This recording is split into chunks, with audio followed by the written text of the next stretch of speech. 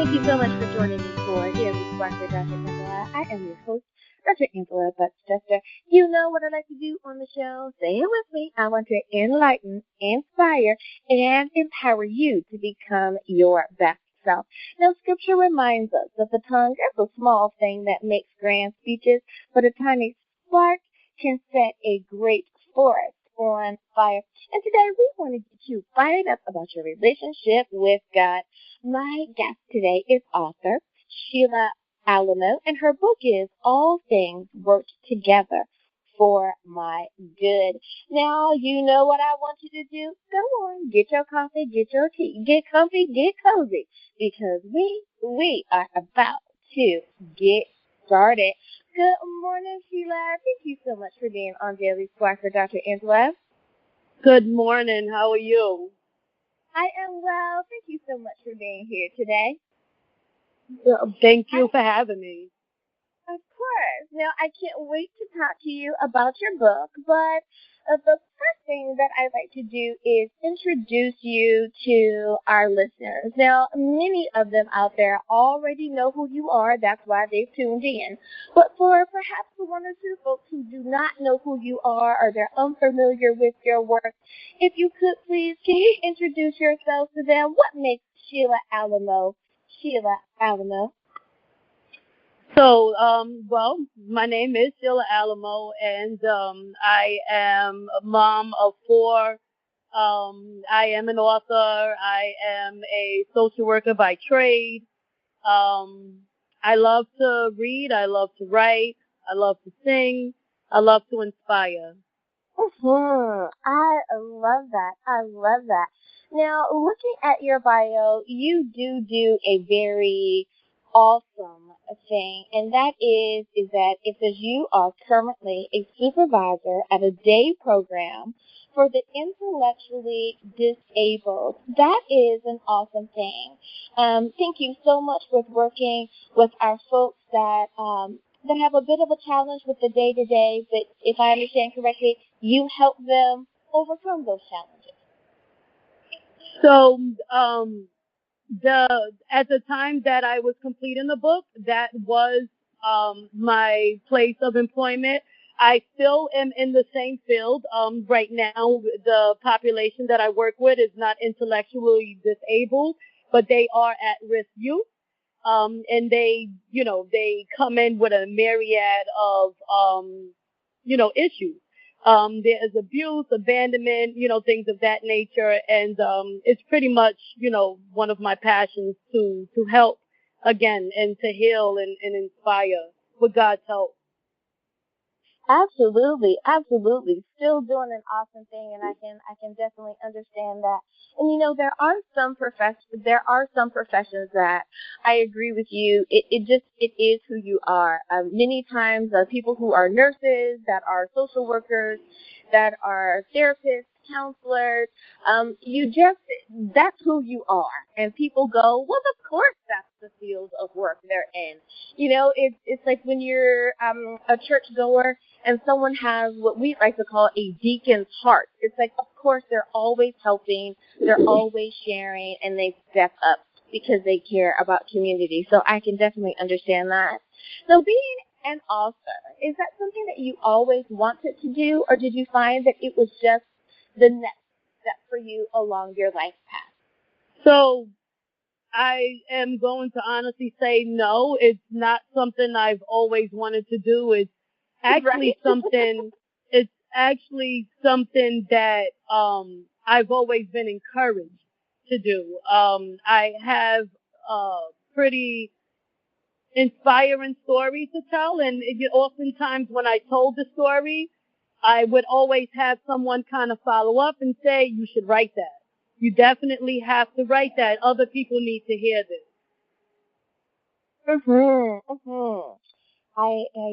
Yeah. Sometimes those promptings really do make sense in the largest picture of things.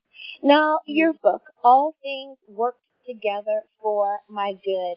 I like that title. Did you find that the title came to you first, or did it come out of your writings? What inspired your title? So what I did at the beginning of my project is I struggled actually with what I was going to name my book. I had probably I gotta tell you, I had about 20 different options to choose from, and to be honest, the one I chose was not even one of them. As I wrote the book, as I went, into depth of speaking of my story and my life, it was the thing that made the most sense. Because I speak quite a bit about heartache and pain and tragedy, and so if my goal is to inspire and encourage, I had to have a message that kind of, and so just kind of letting the people know that no matter what you go through, the good, the bad, the beautiful, the ugly, it all works out in the end, for your better. Absolutely, absolutely. I love that. Now, in writing, was there a particular thing that inspired you? So many times with authors, it's, a little bit of this and a little bit of that. It's almost like a recipe. I took some stuff from my 20s, some things from my 30s, a splash of my 40s, and mix it all together, and I have this beautiful book. Was there one thing in particular that really inspired you or got you motivated to say, yep, today is the day that I need to really start getting these thoughts down and turn this into a book? So during the year that I began to write my book, I was in the midst of a battle with trying to remember who I was. And you get wrapped up in relationships and being a parent, being a wife, being a good friend or a good daughter. You do tend to lose sight of who you are.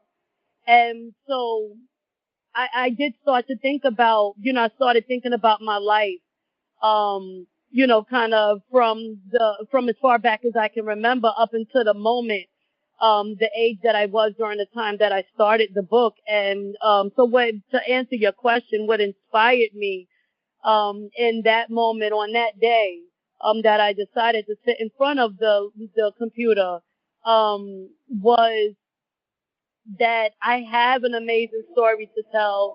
My childhood was one that most people wouldn't have survived. My adolescence was a time that a lot of people didn't survive. And as a young woman, I was able to kind of put light on that for myself and tell myself, you know what, you're pretty amazing. It's time that you tell it, not just to your next door neighbor, but, worldwide. Mhm, mhm. And I'm so glad that you are willing to share a piece of who you are with the rest of the world, because what you have been able to overcome can inspire someone else. And you're right, so many times people think that no one wants to hear it or no one can learn from what you've gone through, but people can. People need that encouragement, and just to know that they can walk proudly on the other side. They may be going through it, but they can get through it. So thank you so much Right. for sharing. You're definitely right about that. Now, is there any particular hope that you have for the reader? Do you hope that the reader will gain a particular something? Is there a particular message that you have planted along the way? Or do you simply want them to be encouraged and inspired? So I'm going to answer the question in two parts. What I would like for someone to learn in reading my book is that it really goes back to the title. All things do work together. Oftentimes we have these horrific pasts, filled with abuse and abandonment and neglect,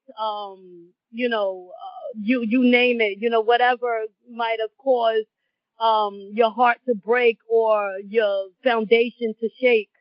And, and believe that, there's no hope for the future. When you go through crisis and traumatic experiences, it alters your brain in a way where you are set on, you know what, this is what it is. These are the cards that were placed in front of me. It's not going to get any better. So what I would like for them to learn and read in my book is that that's not the truth. It's not the case. I want to inspire the listeners or the reader of my book to just keep on looking for the light at the end of the tunnel. Never stop searching for better days, knowing that, what happened in the past does not define who you are in this present day.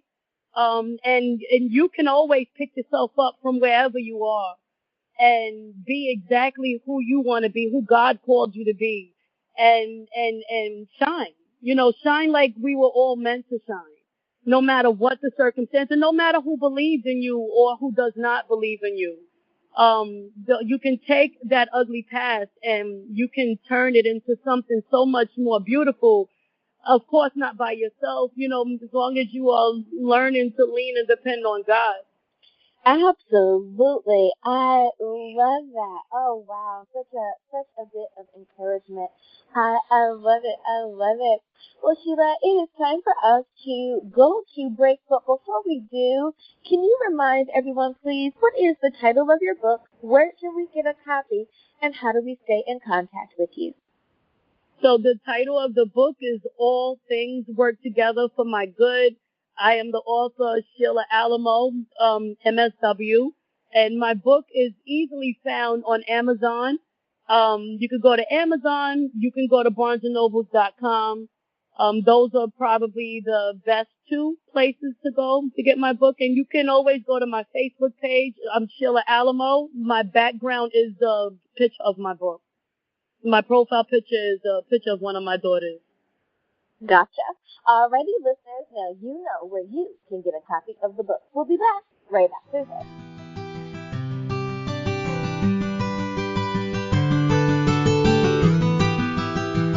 And we are back. Thank you so much for joining me for Daily Spark with Dr. Angela. I am your host, Dr. Angela Butch-Chester. You know who I am, but let me remind you who I'm talking to. My guest is Sheila Alamo. We're talking about her book, All Things Work Together for My Good. And I really like the title of that book. Now, Sheila, you kind of touched on it a little bit before we went to break. But what was it like now? I know you can't tell us everything that's in the book, but what was it like growing up for you? What bits did you choose to share with us in the book? So I was 5. I was 5 when I was injured. And I went into the hospital at 5 years old, and I stayed in the hospital until I was 6.5. And during that time that I was hospitalized, I was also being rehabilitated.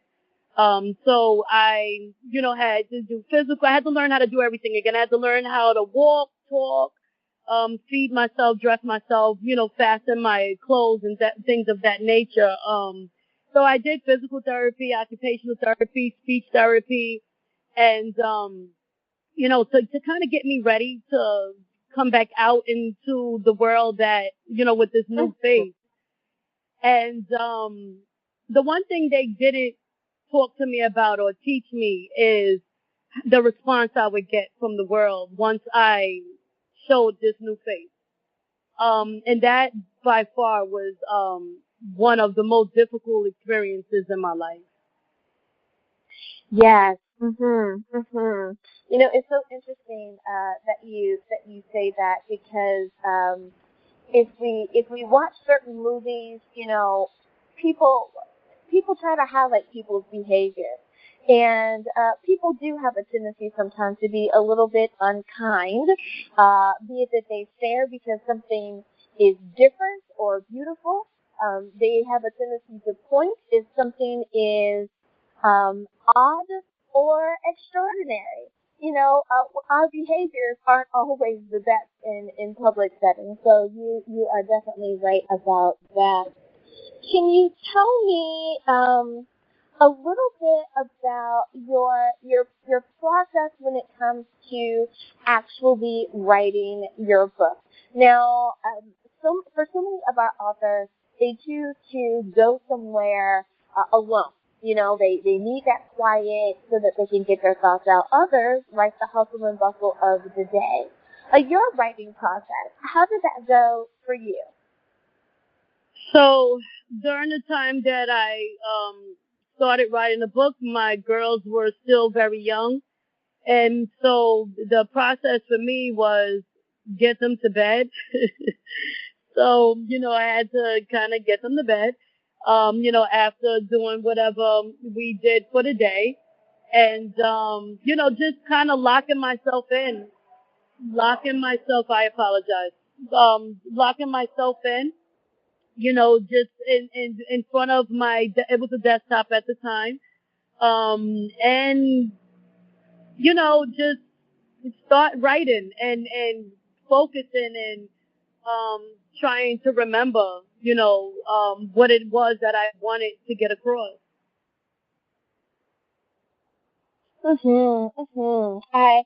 I find that to be, such an honest answer because someone needs that.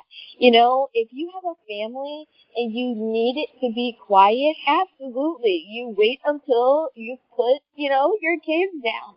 And you're right. I have the luxury of I didn't have little kids. My boys were already teenagers just about. So it was, I'm writing, leave me alone, no, don't knock on the door, unless the house is burning down.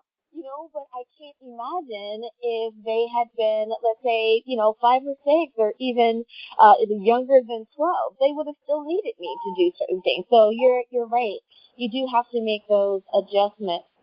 Now, what surprised you the most about writing your book? Did something come up that really, you had that moment that was like, wow, I can't believe that happened or that didn't happen? Did you have a wow moment? I actually had a wow moment in different points in my book, and it was wow because some of it I actually buried.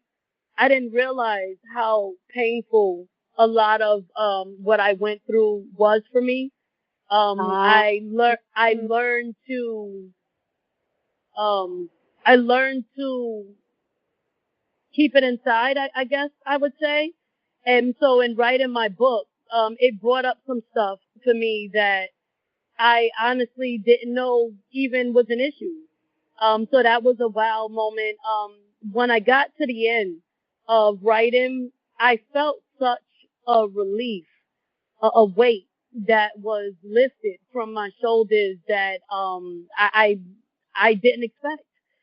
I didn't realize, I had someone say to me, you have to let go of this story in order to move forward. And I don't think I quite understood that until I was at the end. So those are definitely, some of my wow moments. And I believe that anyone that reads the book will be able to pick up on the moments where I was most vulnerable. Because a lot of emotion went into certain parts.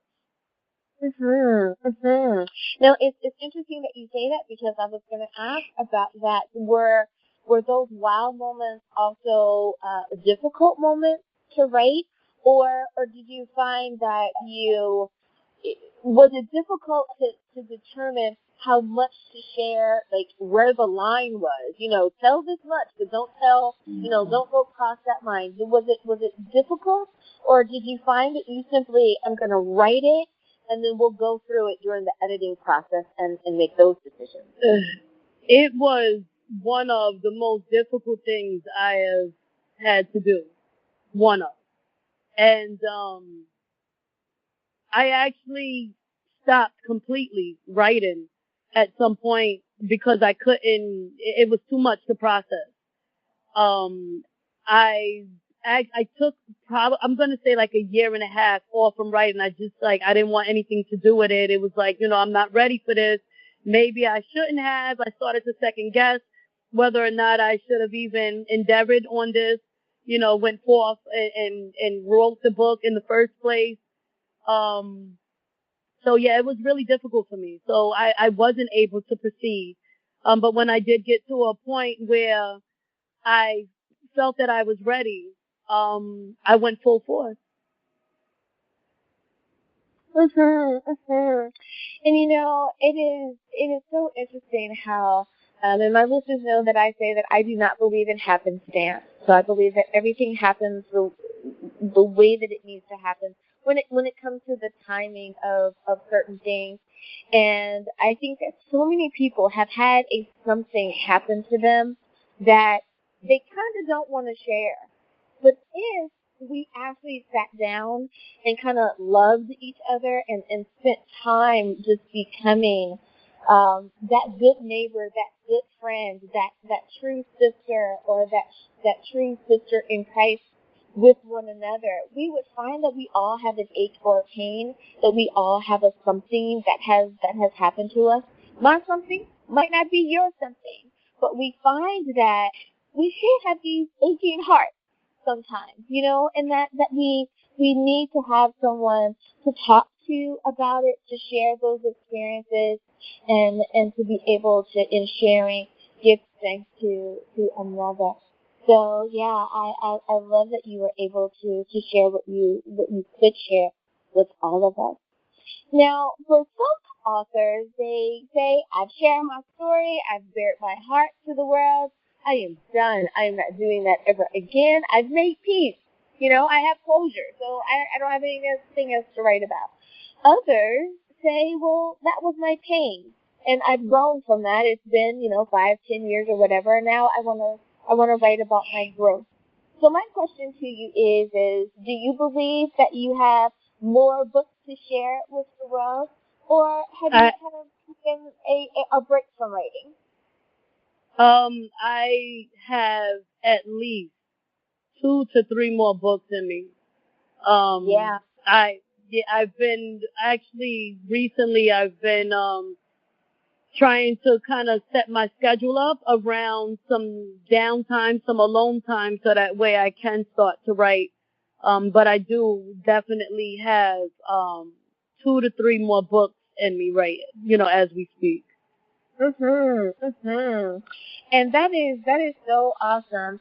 Even though I know that the world is starting to kind of open back up or find its footing due to COVID-19, it is important that you make that time and have that time for you and to be able to do that. And I'm glad that you're going to use some of that time to write a new book and share with the rest of us. Now, again, going back to your process of how you do things and all of that, for so many authors, they are looking to write to a particular audience. When you were writing, did you have a particular reader in mind? That's a great question. So for young women mainly, I'm going to say, because as young women, if not given the proper tools, we struggle on a day to day, hour to hour, minute to minute, basis, about self esteem and who we are and our importance, and things of that nature. Because the media makes everything about outward appearances and what beauty is. So I'm going to say mainly it was for young women, but it was also for teenage teenage women. And as far as like other populations, whether it be the disabled, because I have a special place in my heart for the disabled, and for it was mainly the disabled and women. I'm going to say women, children, and the disabled. Those were the groups of people that sat in my mind the whole time I wrote. because those are the people that impacted my life. That totally makes sense. You know, when reading your book, do you suggest that people read it from cover to cover, or can they pick it up and simply start reading anywhere? What's your suggestion? So the way I wrote the book is literally a timeline of my life, in the order from which I remember.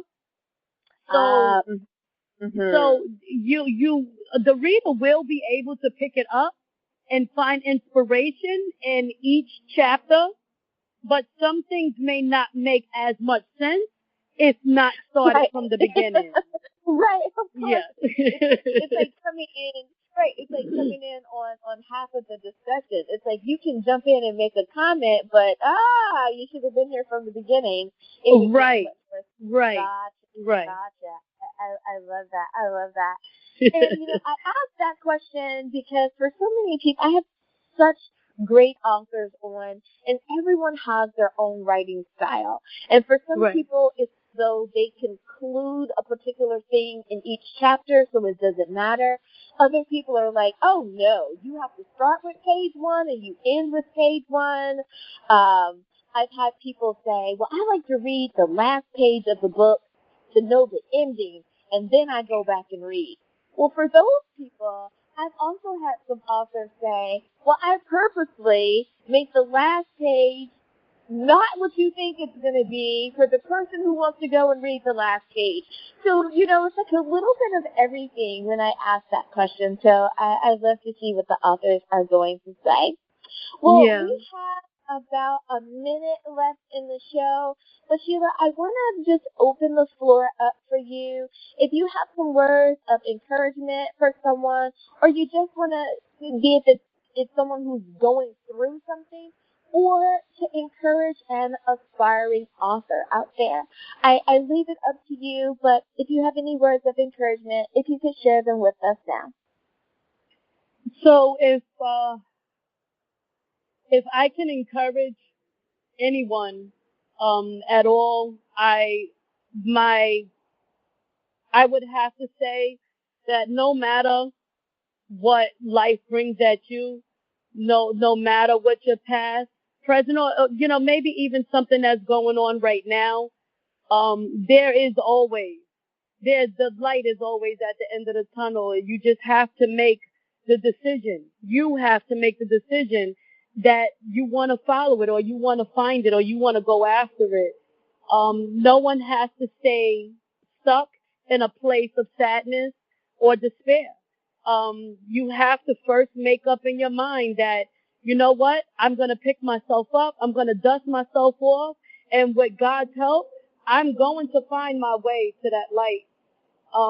And don't ever give up, sitting back, falling down for a little bit, just sitting down because you're tired of the fight is okay. But you got to get back up. That's the key. You got to consistently get back up and don't ever stop. I love that. Get back up and don't ever stop. Very wise words. Thank you so much, Sheila Alamo, for not only being on Daily Spark with Dr. Angela, sharing your book with my listeners, but just encouraging everyone and just telling them to keep going. That is so important with everything going on in the world today. Thank you so much again for being on the show. No, you're very welcome. Thank you for having me. And listeners, thank you as well for tuning in and spending some of your day with us as well. Until next time, everyone, remember that you are blessed in the Lord.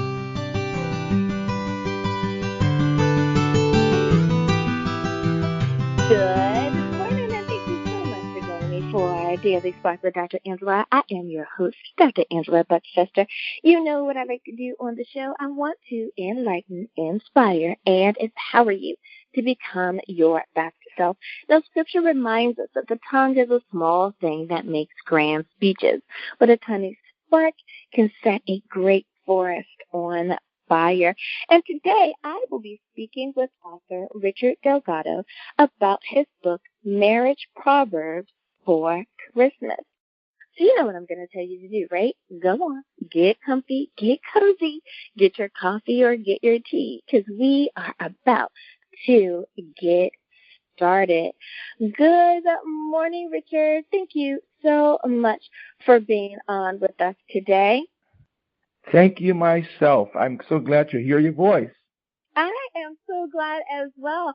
With the whole COVID thing that has been going on, I tell everyone anytime I get to do an interview with the person that's scheduled, that means that they are doing well, and I am excited for that. So it's like I'm so glad that you are here today. I can't wait to talk to you about your book, but I always take the first few minutes to introduce, especially my authors, to perhaps the one or two folks out there that are unfamiliar with your work. So, as usual, I want to ask, what makes you you? So, what makes Richard Delgado Richard? Well, basically, I'm a believer in Christ, and I believe in helping people. And I just want to help people meet their objectives and goals in life. You know, I'm so glad that people are still, even with everything that's going on, that people still have that being of service to our fellow brothers and sisters in Christ. That we still have that same work ethic, that mindset, that we still want to help people be their best. I love that. Now, being an author, is that something that you always wanted to do, or did you find that that was just the next thing that was placed along your path? It's interesting you asked that question, Dr. Angela. For many years I've read not novels, but devotionals on leadership, and the authors would write so beautiful, and I never thought it ever happened. But I'd say after years of reading and reading, Wendy decided to give it a try, and it happened. Now, the title of your book, Marriage Proverbs for Christmas. To me, there's two things in there that I absolutely love. The book of Proverbs, great advice found in the book of Proverbs, and Christmas, my hands-down favorite holiday. So I cannot wait to pick your brain about this book. Now, when it comes to the title, did you find that the title came to you first? Did the title come out of your writings? How did you come about such an interesting title? Very good question, Dr. Angela. You put me on the spot. Basically, as you said, Proverbs, the idea of Proverbs came from the Bible. And like it says,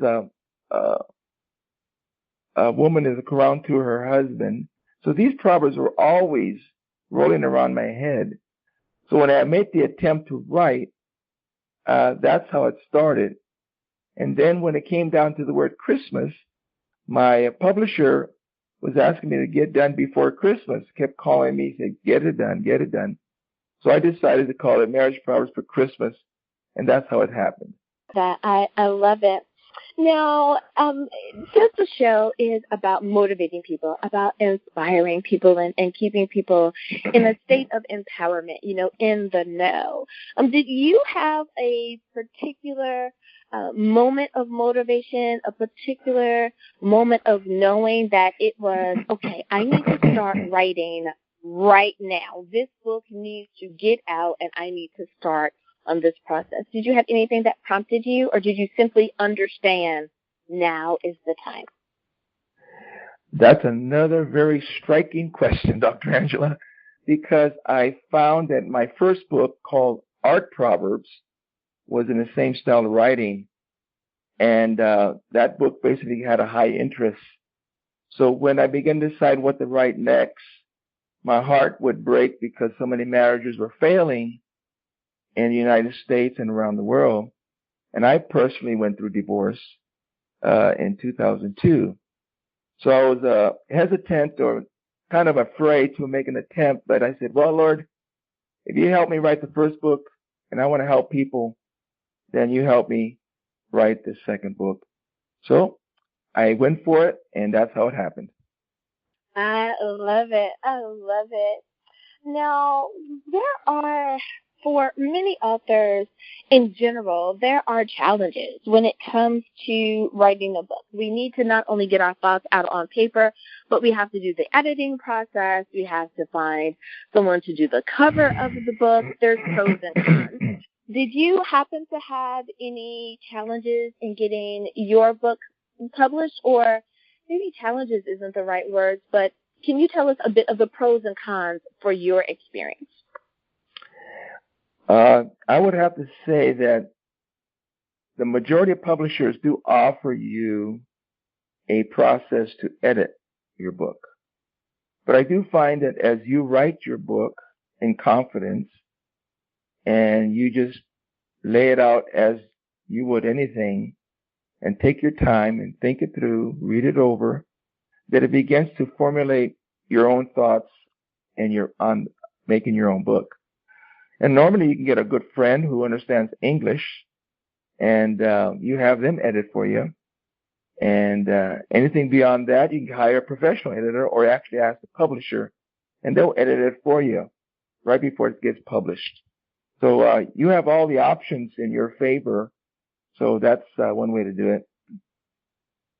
Absolutely. I love that suggestion there. And you're right, there are so many people who already know someone that can help them with the process. I spoke with one author, and that was her case.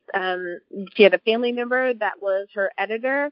She had a friend who did the cover, and it's like, that is amazing. Still compensated them, but at not the same cost as having to as opposed to having to go like out of house. She could still do it in house. It was like, absolutely great suggestion there. Now, when it comes to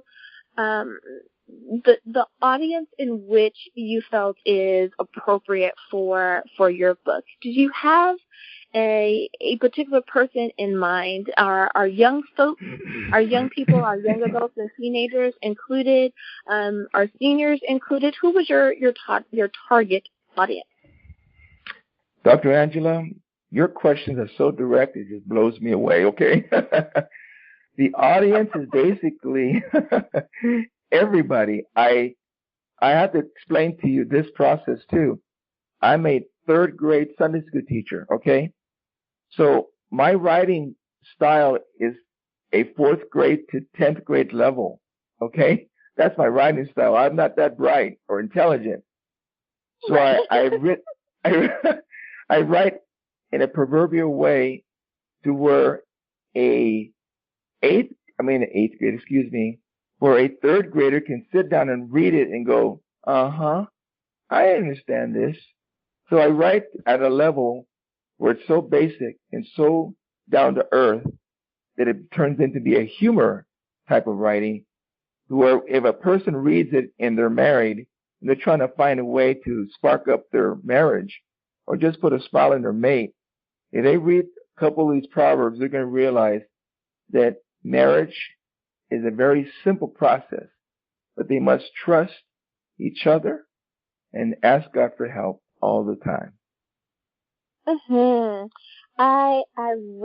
I can understand that. And it is so funny that all of the authors that I have on have a sense of, I'm not trying to be, I'm not a scholarly person. I'm just, kind of an everyday person that's sharing, a profound thing that God has shared with me. And I think that especially the people that I come in contact with, they appreciate everyday folks sharing everyday information, because we need to be reminded that we do have an awesome God, and they appreciate the style in which the author has written. I read some really heavy books, some books that are the target audience is colleagues or those in academia, but I also enjoy just regular book. I still enjoy a good kid's book too. So I can understand that you made it simple for everyone, and I think everyone appreciates that simplicity while still giving great information.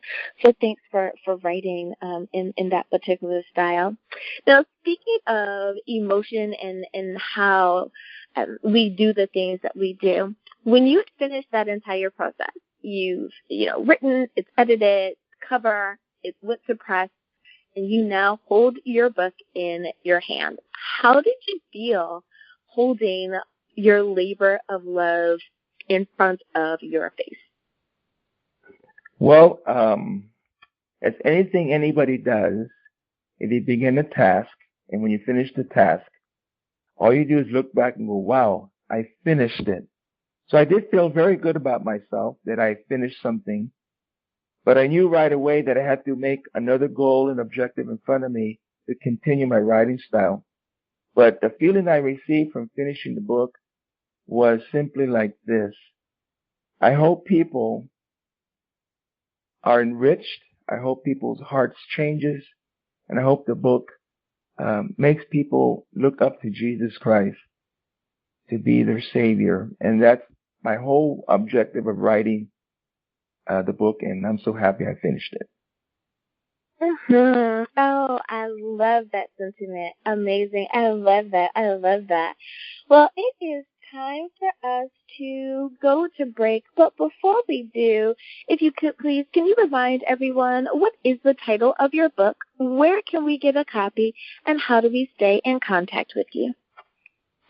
Well, let's see. The standard operation for publishing would be to Barnes & Noble or Amazon. We'll be back right after this.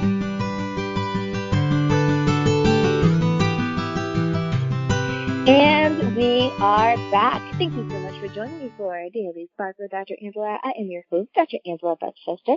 My guest today is Richard Delgado, and we're talking about his book, Marriage Proverbs for Christmas. I know, such an exciting title, and I love it. You guys know how I feel about Christmas, so let's not get started with that.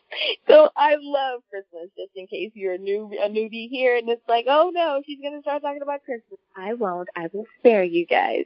But Christmas is an awesome season. So, Richard, one of the things that I wanted to ask you is about the message that you share in your book. I know many times as an author is writing, they have a particular something, these nuggets of wisdom that they like to sprinkle throughout the book. What was the message, or even perhaps the nuggets, the messages that you wanted to share with your reader along the way? The message and theme, I would say, along the way is that they would focus on each other. They're valuable to each other. And it's really basic. Husbands, love your wives, and for wives to respect your husbands. And that's inside the writing of my proverbial style in the book. And we do need to have those reminders that we should definitely have that love and respect for one another. I agree with you on that. Now, there's always that person who has the extra question, who's the doubting Thomas, right? There's someone who's going to say, well, Dr. Angela has authors on the show all the time, books. What makes your book so special? So I'm going to ask that question on behalf of that one person. What do you think helps to make your book unique or different or stand out from some of the other books on marriage that we see out there? Well, again, Dr. Angela, another thriving question. I would say that the uniqueness of this book, it doesn't put any category, it doesn't put any major events as far as this is first, this is second. It leaves you wide open to discovery. Every proverb is totally different. Every section is totally different. It makes you to walk a path where you discover things you never realized were there. Oh, I love that path of discovery. Now, being a pastoral counselor, that's something that I many times, instruct my clients to do. We have to ever self-assess. We have to be mindful of one another. We need to look, and ever grow. The same way that we need to never stop reading, we need to always read. We need to always make sure that we're growing. So I love that, the path of discovery. Now, there are so many changes that have happened along the way from one generation to another generation. A lot of it dealing with how laws have changed, that wives now have a lot more independence from their husbands, legally speaking. Even though we know biblically speaking, things are still the same. Husband, head of household, wife is that helpmate, and children are to be raised and trained properly by their parents. My question to you is about that younger generation. Sometimes things change good, sometimes things change bad. Do you have any advice for them that may be thinking about what marriage looks like for them, with them included? The question is a very, very, very important one. I'm glad you asked it. The traditions of the United States started from our forefathers. They came through the Mayflower onto the East Coast. And that's where they were getting married back then. And all through our country, through the years, everybody gets married. Now, what's been happening, divorce rate began to rise because people have decided I no longer want to be married. Well, that's not a commitment. It's like a president gives an oath of office. When you go to the altar, you give your oath of office, and you're committed to death till you depart. And my recommendation to the younger generation is please grow up, be a man and be a woman, be committed, be stable, be like a rock, and look to Jesus Christ, who's your cornerstone. I like that. I like that. And we do need to remember that Christ is our cornerstone. That is so important. Buildings have them all the time, and we take them for granted, but it is something that is needed. We need them in our lives as well. Thank you. That was awesome.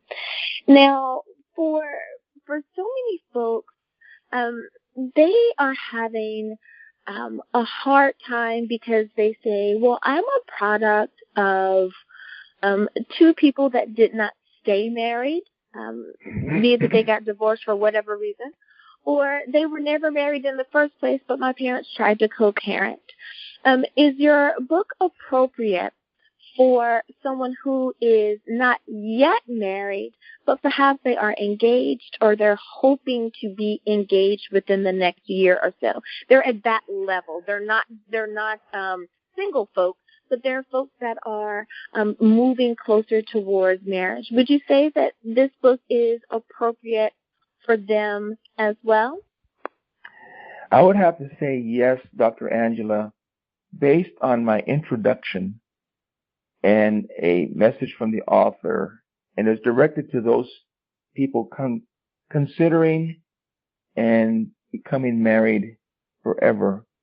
The book is processed where there is a theme, a golden objective, to where as they read through each proverb, they'll laugh and smile and they'll consider, and they're going to realize that as they've been growing up under the roof of their own parents, that they will eventually have their own roof and their own children. So it's a preparatory type of book. It doesn't have all the answers or solutions or whatever, but it does give you some type of equipment where you can latch on to it and go, yep, it can help me. Because I'm starting to hear so many of our younger people have a different outlook or a different disposition when it comes to marriage. Of many generations past, it was, you looked forward to graduating from college and getting married and then having children. And there was kind of this timeline that you based your life on, right? You had to get a house by a certain time, have child number 1 by a certain time, child number 2, get the dog, and do all of these things. But today's generation seems to have a different timeline with themselves in mind. So thank you so much for expounding upon that. Now, we know that we have people who listen in who are aspiring authors, and they love to gather as much information as they can to keep them inspired, to keep writing, or even to start writing. We see those hashtags around, girl, write the book. Go ahead, guy, and get in there and make it happen. With that in mind, I would love to pick your brain about your process of how you chose to be an author. For some, they say that they need to write first thing in the morning or late at night when the house is quiet, when the world has kind of slowed down. Some people like a little bit of noise behind them, the hustle and bustle of life. How did you like the environment? What did you need around you? Quiet, noise when you were writing? What was your process? Dr. Angela, again, you're a very intelligent lady to ask those questions again. They're so sharp. Very interesting question, because my answer is going to come a little bit on the upside, okay? First of all, I like taking walks through the country where I can see squirrels, trees, leaves, chipmunks, water, fish. And then when I sit down to eat, I pull out my computer and I begin to write. And I discovered that everybody has 5 senses: your eyes, your ears, your smell. And I have found out through the years that if all my 5 senses are being touched by people around me, that's the best time to write.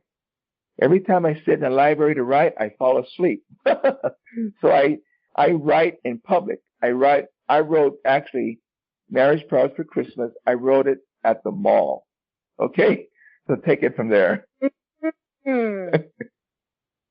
No, I totally understand that, because, so many people will say, I wrote at Starbucks.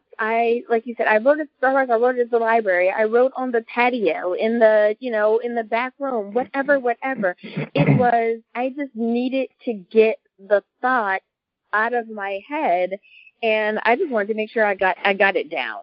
So I can understand that. I know that sometimes I needed it to be quiet, but sometimes I kind of enjoyed hearing my family, over there. I might be, in one part of the house, but I liked knowing that they were still over there and I wasn't alone. So I get that. I totally get that. Now, when it came to deciding upon what the cover of your book looked like, what you wanted it to look like, there's no right or wrong answer really when it comes to the vision that's in your head of what your book is supposed to look like. It is what it is to you. What was your process for that? Did you find that it was easy to find someone to make the cover and have that conversation of, this is what my mind's eye sees as the cover, and making that match what your end product was?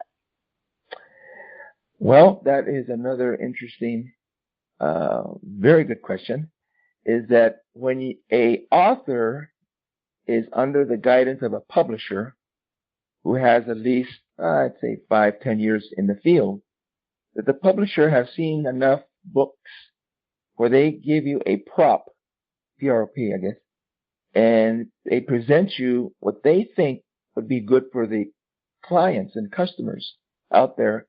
So my book, Marriage Proverbs for Christmas, was designed by my first publisher. On my second publisher, Book Trails, they're going to redesign it to fit the same theme, but just a little bit different. So that's how it came out. And I can understand that. I had a friend who did the same thing. They changed publishers and they changed the cover, and I liked both. It's like, wow, how people have a different vision. You see things a little bit differently, and they were both equally as good. And I went, congratulations, you have 2 great covers. Yeah, I could see how that is something that you may want to leave up to them to make sure that it is taken care of. I love that. Now, one last question for you, and that is dealing with the success question. And I ask this of my authors many times, and that is, the world has a definition of what success is, right? It's usually, I want the big house, the fancy car, the stuff, the tangible things, designer clothes, whatever it is. But when we are authors, you may want something different just because you're more of a creative type. You want to get that information out. What does literary success look like to you? How do you know when you are a successful author? Perhaps you personally or just in general, but what does a successful author look like? I would say this would be my own point of view, what a special author is. An author, a special author that I personally would enjoy, not giving out any names, is an author that is content, happy with his identity, focuses on helping people, enriching his heart, serving his creator, where the creator is pleased with him, to where money is not the value of the author.